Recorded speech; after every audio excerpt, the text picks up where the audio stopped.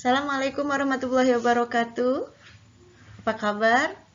Semoga kalian dalam keadaan sehat walafiat. Kali ini Ibu akan membahas mengenai tema menghitung titik impas. Dengan materi-materi yang telah Ibu sampaikan sebelumnya mengenai menghitung biaya tenaga kerja tidak langsung.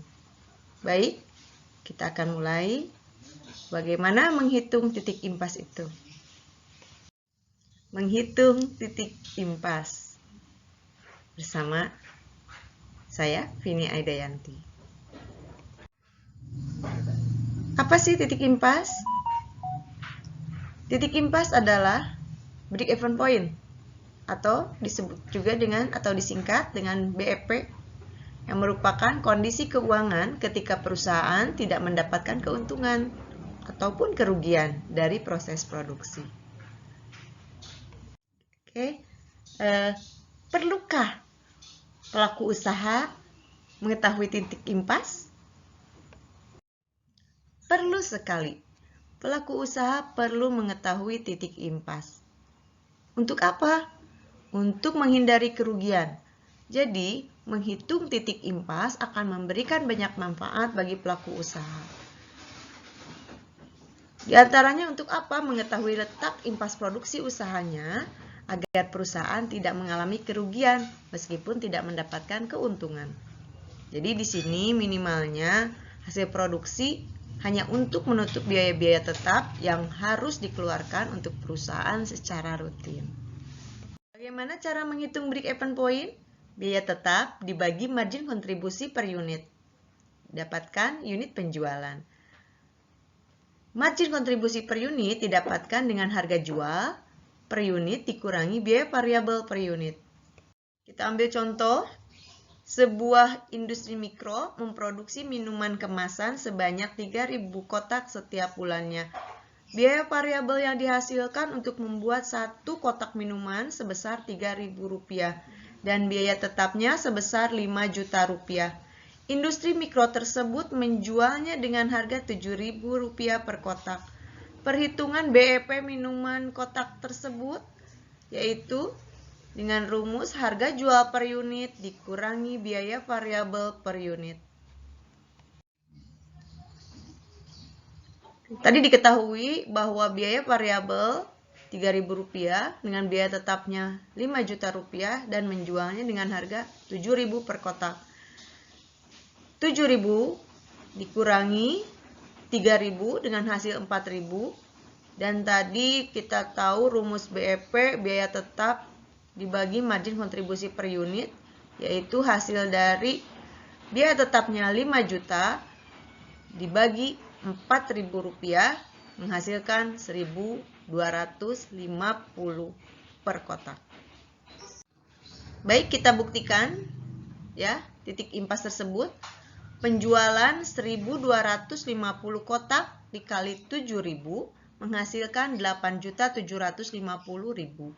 Biaya variabel 1.250 dikali 3.000 menghasilkan 3.750. Jadi margin kontribusi yang didapatkan 8.750 dikurangi 3.750 menghasilkan Rp5.000.000. Dikurangi biaya tetap 5 juta sehingga laba perusahaannya 0 atau titik impas. Baik, sekarang dengan perhitungan yang kedua yaitu biaya tetap dibagi rasio margin kontribusi terhadap penjualan. Rasio margin kontribusi adalah margin kontribusi dibagi dengan nilai penjualan. Rasio margin kontribusi adalah penjualan dikurangi biaya variabel dan hasilnya nanti dibagi dengan penjualan dikali 100%.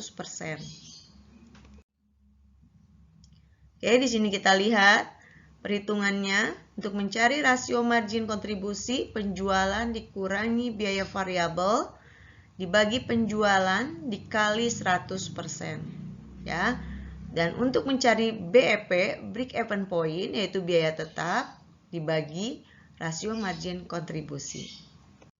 Yang ketiga yaitu tingkat keamanan atau disebut juga dengan safety margin. Tingkat keamanan atau safety margin merupakan nilai rasio yang didapatkan berdasarkan selisih penjualan aktual dikurangi penjualan titik impas terhadap penjualan aktual. Maksudnya, tingkat keamanannya adalah tingkat kemampuan penjualan terhadap kemungkinan kerugian. Oke, kita lihat ilustrasi. Untuk penjualan bulan ini, industri minuman kemasan segar dapat menjual minuman kemasan sebanyak 2.750 kotak minuman. Berapa persen tingkat keamanannya? Kita lihat, kita cari berapa banyak tingkat keamanannya. Penjualan aktual dikurangi titik impas dibagi penjualan aktual, yaitu 2.750 dikurangi 1.250 menghasilkan 0,54, jadi 54%.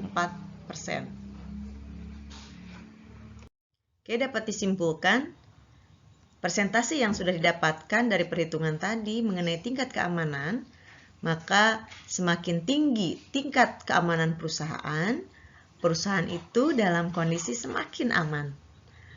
Perusahaan akan mendekati kondisi bahaya apabila tingkat keamanannya mendekati 1%.